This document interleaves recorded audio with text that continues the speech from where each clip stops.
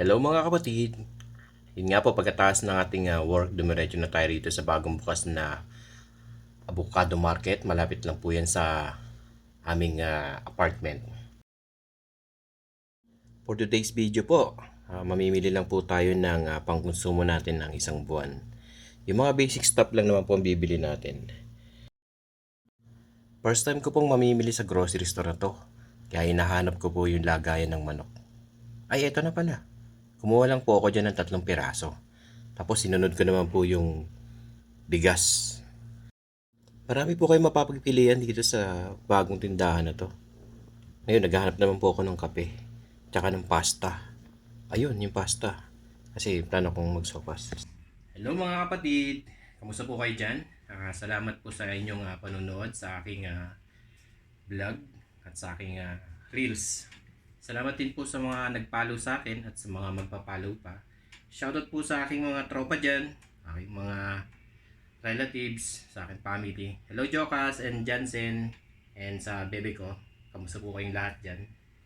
And guys, yun nga, pagkatapos ng ating trabaho, nag-grocery haul tayo.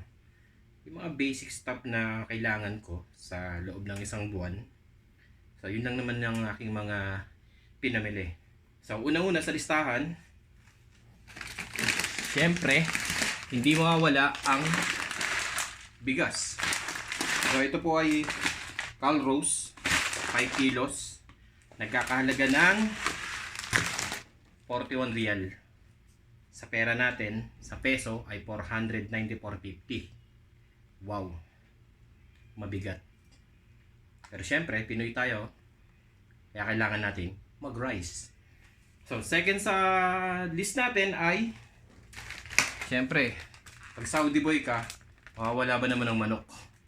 Ito ang pambansang ulam, adobo, sinigang, nilaga, kahit ano na. Basta basic manok. So, ito po ay 3 piraso na tig 700 grams. 36 real po ito sa pong chilled chicken. Sa peso naman ay 522. So, next sa ating listahan ay itlog. 30 pieces, 14.95. Sa pera natin ay 216. Pang-apat sa listahan natin ay ang hotdog. Madaling lutuin. Pwede natin pang spaghetti, pang sopas. So yun, 2 piraso po ang aking binili. Kakahalaga ng 34. Medyo di ako nakatipid hacks dito. Pero syempre, beef franks naman. No? Kaya medyo mahal rin talaga. Pera po natin ito ay 493. Next po sa ating listahan, dahil merong hotdog, pwede pang sopas, pwede pang spaghetti. So bumili po tayo ng pasta. Ito po ay 595. Sa pera natin 86.27. Rin po ako ng asin. So nagkakahalaga po ito ng 3 real. Sa pera po natin ay 43.50. Naman po ako dahil nakakita ako ng corned beef. Dahil matagal ko na po kasing gustong magluto ng corned beef. Ginisang corned beef. So ito po ay 14. Sa pera po natin ay 203. Mahal, no?